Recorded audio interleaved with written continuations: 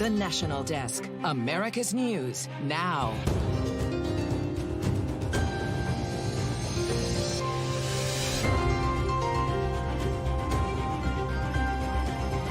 We are going to be reviewing all potentially vulnerable infrastructure sites throughout the state of New York that is critically important in the aftermath of an event like this. One of the largest quakes on the East Coast in the last century. Just how many people felt the impact and what we know about how long they'll be under the threat of possible aftershocks. Economists were surprised at how many jobs were added last month, but not all the numbers are positive. How prices now compare to before the pandemic. And the latest in the Middle East as tensions grow between the U.S. and Israel. What American officials are doing to try and stop the fighting. This is the National Desk, America's News Now. I'm Amira David. Right now, hundreds of thousands of people in the Northeast are without power after a winter-like storm brought heavy snow and strong winds to the region this week, killing at least 3 people. The worst of it is over, but snow is still falling in New England. Also of top concern, high winds, creating a critical fire danger in the central and southern high plains through at least Sunday, leaving at least 30 million Americans under red flag or wind alerts. And bracing for aftershocks. This after a morning earthquake rattled much of the northeastern United States. The U.S. Geological Survey says a quake registered at a preliminary magnitude of 4.7, making it one of the largest earthquakes on the East Coast in the last century. The ground shook for as long as 15 seconds across the eastern seaboard from Baltimore, Boston, and Philadelphia to the densely populated New York City, leaving residents confused and in fear. Earthquakes don't happen every day in New York. So this can be extremely traumatic. The number of texts, calls, and inquiries that people sent out to not only our administration, but to family members checking on them, we know how this can impact you. And tonight, estimates that 42 million people may have felt that quake. Thankfully, at this hour, still no immediate reports of major damage or injuries. This as we learn about the earthquake's epicenter, where it all started. It's been identified as Lebanon, New Jersey, the strongest quake to hit that state in 240 years. Right now, we are looking at a 46% chance of a magnitude 3 or higher aftershock within the next week, but officials say there's a relatively low risk. Aftershock chances decrease over time as part of the fault's readjustment process, but it could take days or even years. And President Biden, he's been briefed on that quake. The president himself on the East Coast today visiting the site of the collapsed Key Bridge in Baltimore, destroyed by a container ship last month. And we do have video of President Biden, and he took an aerial tour of the site to see how crews were clearing the wreckage. The president was also expected to meet with family members of those who were killed. And our hearts are still breaking. Eight construction workers went into the water when the bridge fell. 6 lost their lives. Most were immigrants, but all were Marylanders. Hardworking, strong, and selfless. Biden reiterated he would not rest until the bridge is fully rebuilt. And the bridge collapse is also top of mind for lawmakers who held a joint hearing in the Port of Miami today. They heard from experts about how to shore up infrastructure and make supply chains more resilient. They say the accident shows how critical the nation's ports are to the nation's economy. The number of migrants crossing at the U.S.-Mexico border dropped in March. Over 137,000 migrants were apprehended. That's down slightly from the 141,000 migrants we saw detained in February. It's the first time in 7 years migrants crossings have not surged between the months of February and March. But immigration remains top of mind for voters, in part due to a string of high-profile crimes across the country attributed to people entering the country illegally. National correspondent Matt Gelka takes a closer look. It was New York versus Texas in the battle over the border crisis as New York City Mayor Eric Adams praised the city's response with Texas Governor Greg Abbott in town. I'm going to offer him a stay in one of the Hercs so he can see what he has created and understand how we are treating people with the dignity and respect that he should have shown as well. Adams touted New York's humanitarian emergency response and relief centers set up as part of the answer to Abbott and other governors sending border crossers on buses to the city. There are people dying on his watch, law enforcement officers who are being gunned down by people who have been arrested 20 times. And he needs to take charge and make sure they keep behind bars. Migrant border crossers in states around the country have recently been charged with crimes ranging from sexual assault to drugs and weapons charges to murder. A migrant in Ohio is facing murder charges this week despite multiple arrests and deportations in the past. He's been deported 8 times in our county, and he's committed 20 crimes. He's had 7 different names. The border is top of mind for voters. A Wall Street Journal swing state poll had immigration as a top 2 issue in all 7 battleground states surveyed, with 72% of people saying America's border policies were headed in the wrong direction. The White House was non-committal this week on whether or not some cities were too soft on immigrant crime. We have been very clear about this. Anyone who commits a crime and is found guilty needs to be held accountable.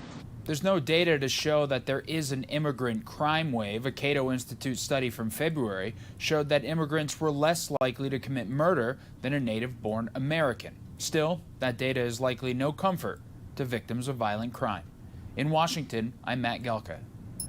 Well, residents of Maine are weighing in on an 11th hour state House bill today that would enforce a so-called red flag law.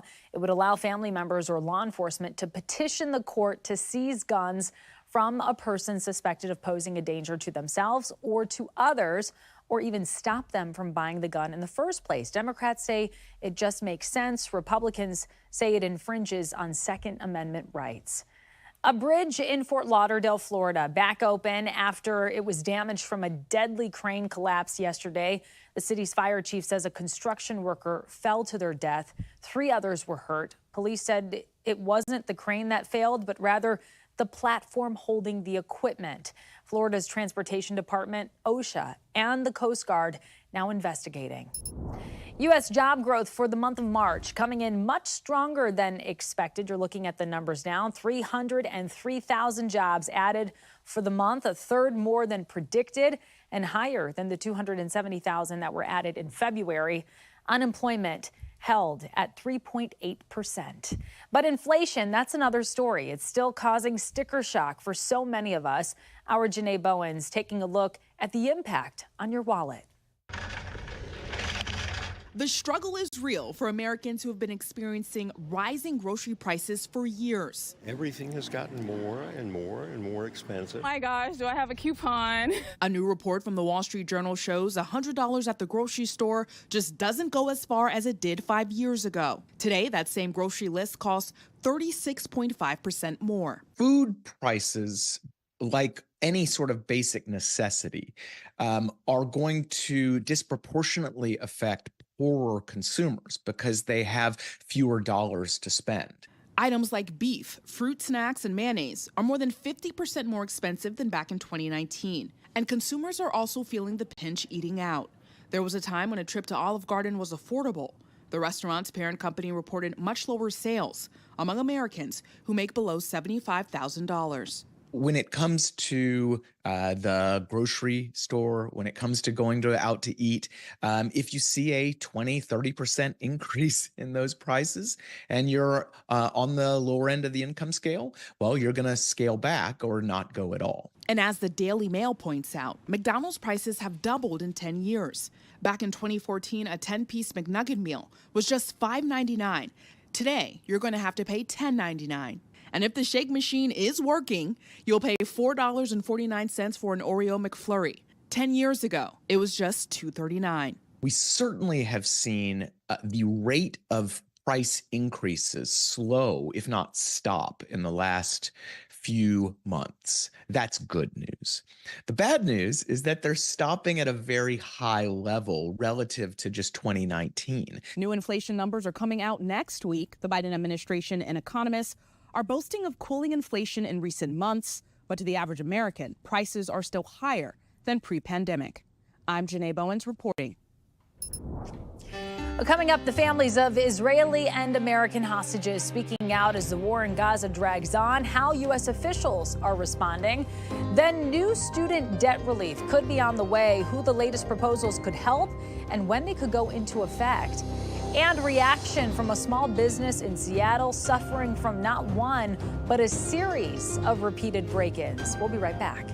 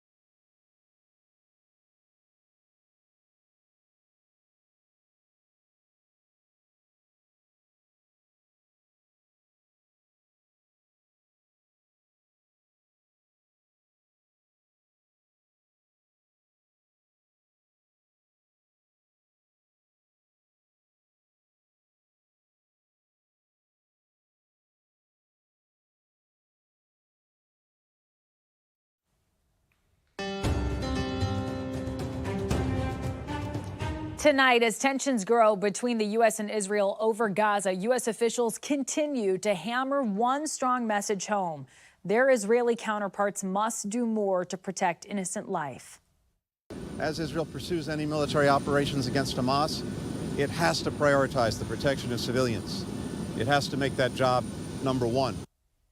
The increased pressure coming as Blinken confirms the U.S. has received a report from Israel breaking down what went wrong when they mistakenly targeted a foreign aid convoy working on behalf of the charity group World Central Kitchen that killed 7 people, including 1 American.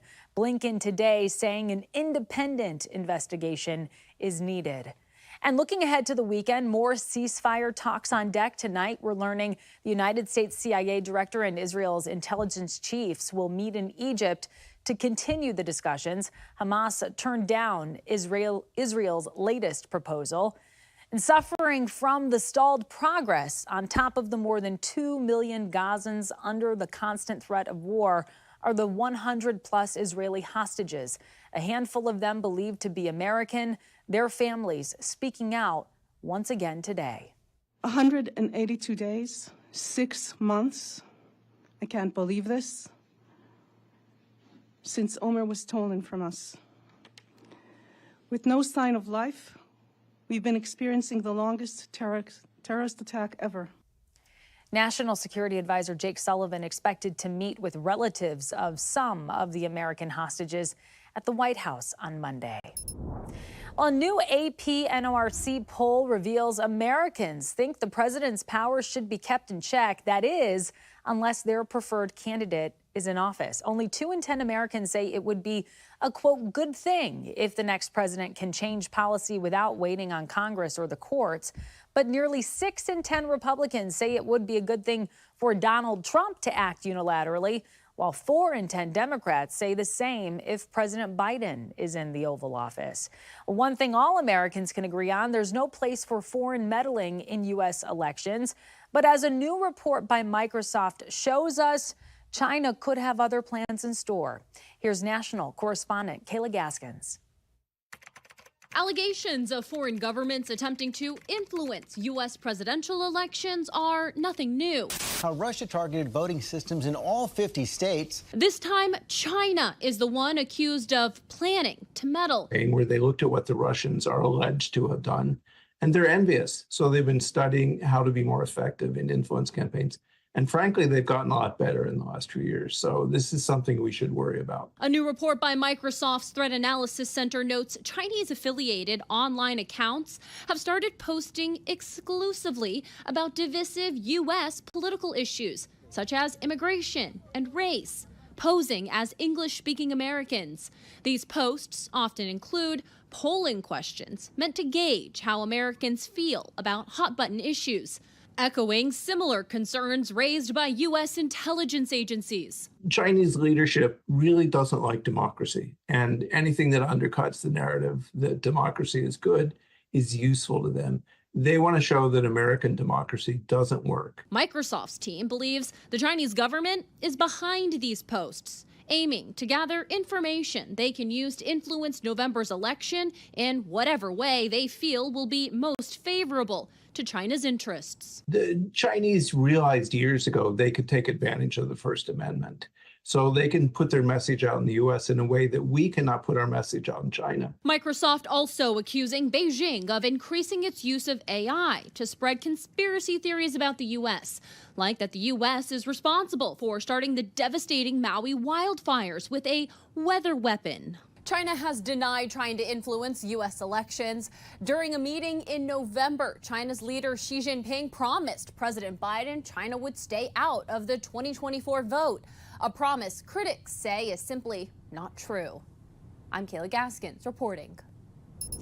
The Biden administration will unveil new student debt relief measures on Monday. The new proposals could help millions of borrowers who are having trouble making payments and some who have seen their interest accumulate over time. The changes could begin as early as the fall.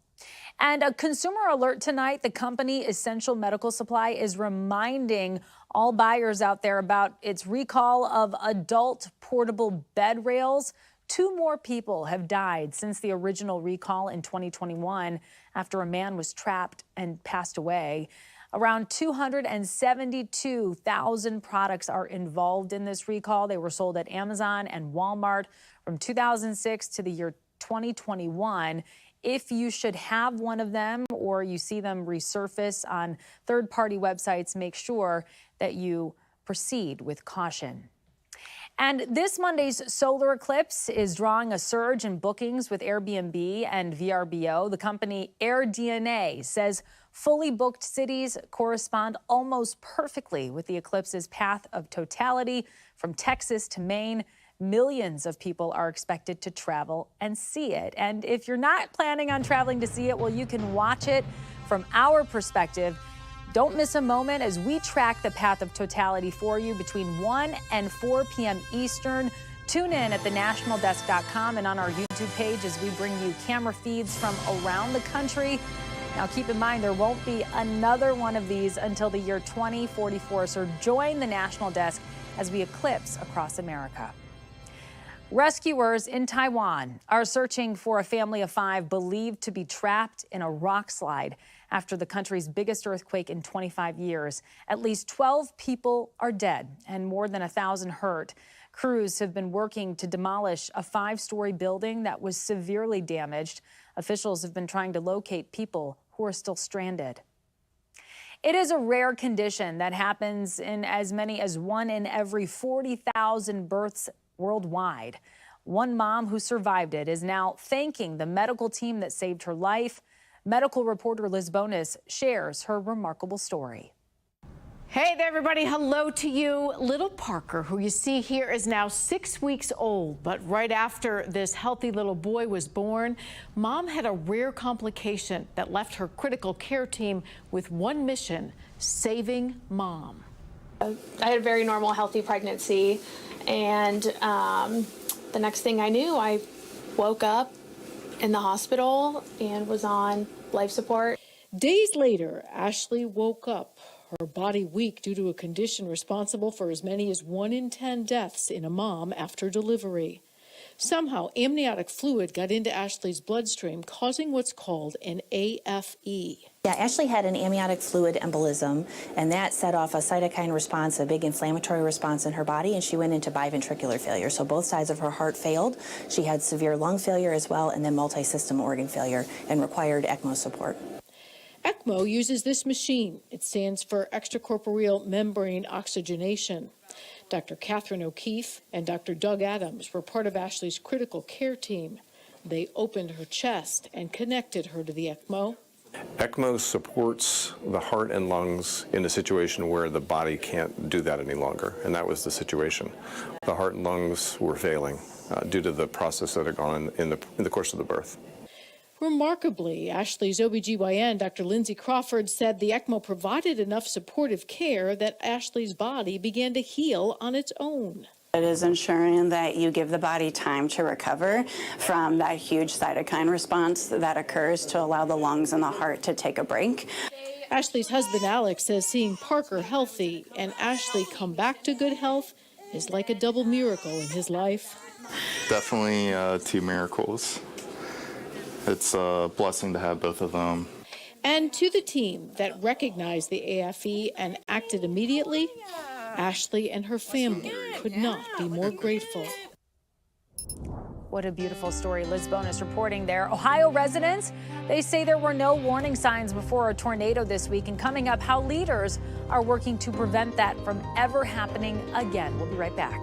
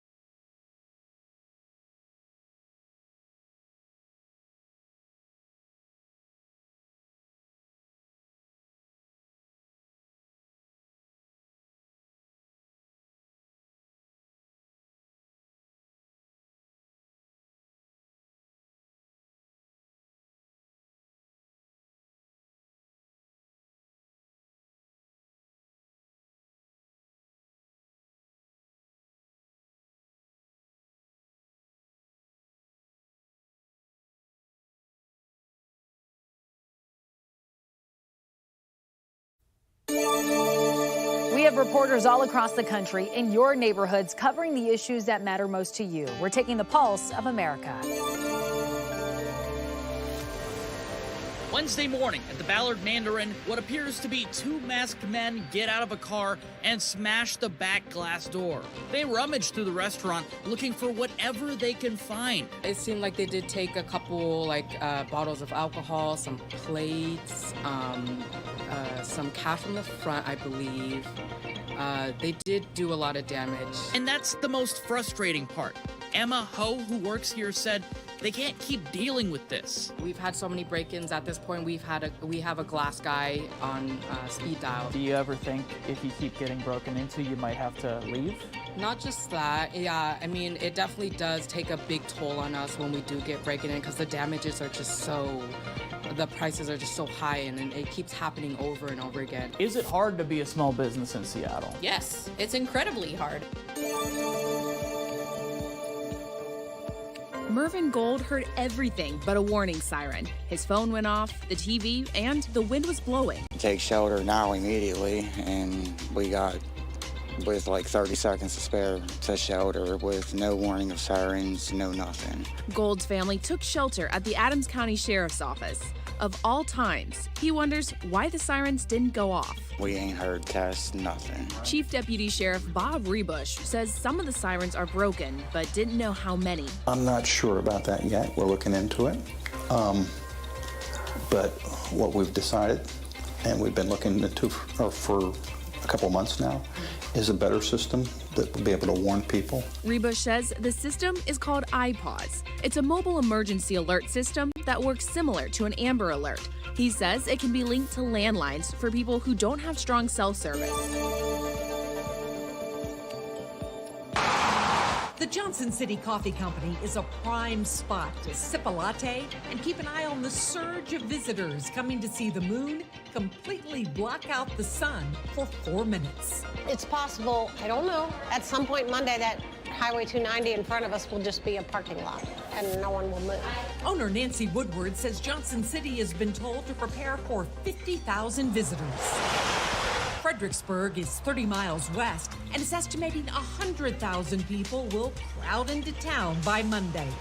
She says so far, no coffee shop customers have mentioned being scared off by the gloomy weather forecast. Maybe on the day of, the people that were going to drive from Austin for the day won't show up. I don't think we'll miss them at this point. So I think we've got all the business coming that we can handle. Well, coming up, how a dog that was missing for months was reunited with her family after being found thousands of miles away.